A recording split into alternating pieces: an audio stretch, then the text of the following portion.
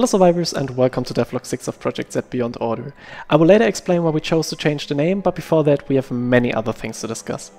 A lot happened in the last 12 months, from the failed Kickstarter campaign to finally having Modus Games as our official publisher. Since then we finally had the time and resources to build a nice company structure, hire great people and get more in-depth with all the game design document and timeline related things. That's also why we decided to go back into pre-production back in August 2022. That gave us the time to finally write the narrative, get all the features onto paper and really get a feel of what we needed to do. That was also the point where we thought that it might make sense to change the name to Projekt Z Beyond Order, but we also think that it makes the name much less generic, and that was also one of the more prominent criticisms we got. But also, speaking of a better structure, Projekt Z Beyond Order now has its own Discord server and YouTube channel to ensure that our community only gets the information they want. You can find those links in the description below. But now, let's start with the devlog. During the last few months and multiple playtests, we discovered that the grid inventory we initially designed did not fit the game's flow, so we came up with another iteration. We went from a grid inventory like Escape from Tarkov to a more Dying Light-ish inventory. We think this approach makes it a lot easier to navigate through everything, even on consoles, and allows us to make other in-game UI elements such as the radial menu feel way more integrated.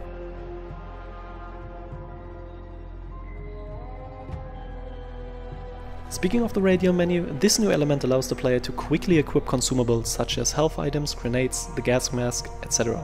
But before that, the player has to assign them to the consumable slots in the new inventory menu. Since we have changed the inventory, we obviously also have to change how the player loots crates, so we came up with the iteration that you see right now.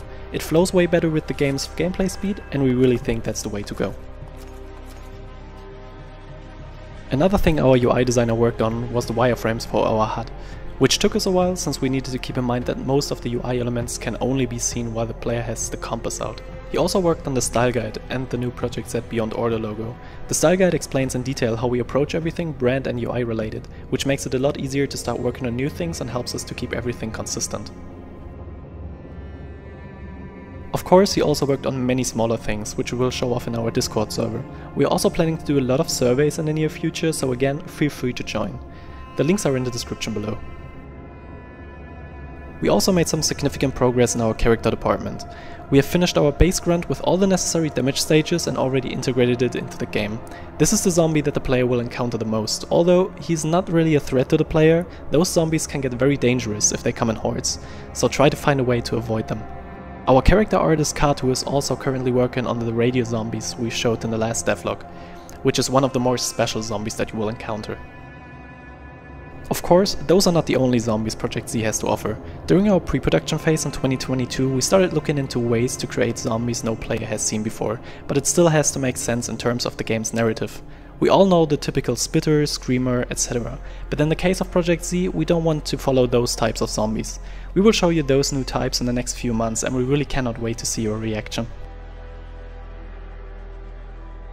We can also finally show you two of our main characters that you can play when the game launches. The first one is Alina. She's a USSR sniper who went to med school at a younger age and will be the medic. She has a prototype medic gun that shoots syringes that can heal other mates but also herself. However, she can also skill her medic gun later to get more ammunition types like adrenaline, iodine and explosive darts. Every syringe gives you advantages and disadvantages, so you have to choose wisely.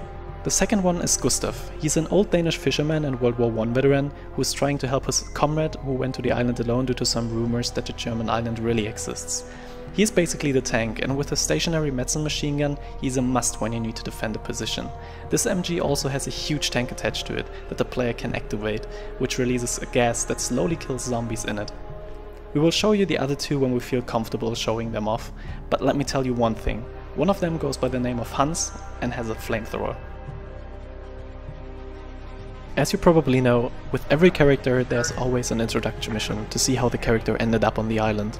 We also use that to introduce the player to some of the game mechanics. Here's a short montage of what you can expect. Please keep in mind that this voice acting is made by us and we are definitely no voice actors.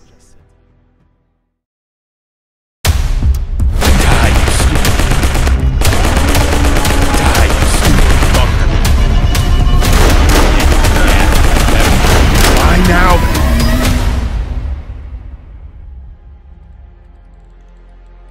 We also made some progress with the building system in the hideout. We will now build the right UI for it, together with some nice animations to make the building experience a bit more attractive. But this is obviously still very early, and we also have to find a good balance between animations and the building flow, which is very important to us. From a level design perspective, we also made some progress on the hideout island. We started dressing the map with final art assets and started programming the mission structure around it, since you also can find some side missions there. In the last devlog we talked about recruiting NPCs, so we now have our first iteration of this feature. If you take a little bit more time exploring during the missions, you can find them, for example, trapped in a closed subway entrance. In that case, you need to find a key to get them out of there. When you have found the key, you can open the gate and let them out. After that, those NPCs will follow you for the rest of the mission, and to get them into your hideout, you need to escort them through the entire rest of the mission you are playing.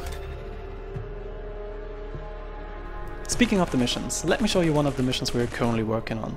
Stefan, our concept artist, David, our narrative designer, and I were in constant contact to figure out what we want to create here.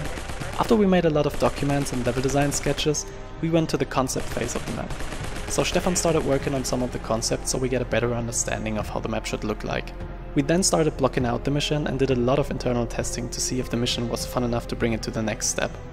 When it was, we started dressing the map with final art assets. However, we later decided to add way more vegetation to the level to reduce the view distance, but I also have to admit that it looks way better with more vegetation. However, I always ensured that you could see the point of interest in the distance, in that case the radio tower, since this is where you need to go in that mission. We obviously worked on a lot of other stuff as well, but we will show you that at a later date, so let's get to the next topic. One of the things I'm most proud of is our workbench feature that you can find in the hideout. This is a place where you can upgrade your weapons and put attachments onto them. To build attachments, you first need to find the right blueprints to have the opportunity to craft an item. When you finally find a blueprint that you want, you then need to find the correct building materials to craft it. Projekt offers a huge variety of attachments, and you might ask, how is that possible if it's a World War II game? One project on the island was responsible for finding a way to reuse some of the unfinished parts of certain weapons to put them on as many German guns as possible, to not fear a shortage of weapons during the last days of the war. The same almost applies to all the not German weapons, but with the small difference that those weapons were captured and the Germans tried to study them and tried to make changes to make them better. But to achieve such a mechanic, we needed help. So we hired another Stefan to create all of our weapons together with their attachments. Here are a few weapons that are currently being worked on.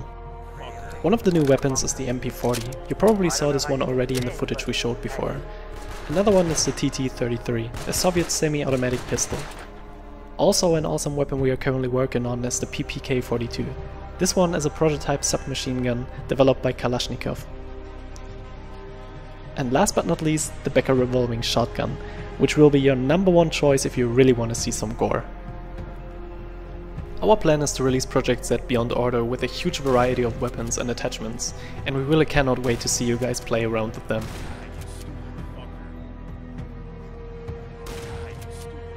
We obviously worked on a lot of other stuff, like the new music direction, sounds, animations, environment assets, etc. But it would definitely be too much to show off in this devlog. So go on and subscribe to our new YouTube channel, join our new Discord server, and don't forget to follow us on Twitter. Or X. Again, thank you so much for your patience, and we will hear from each other very, very soon. Trust me.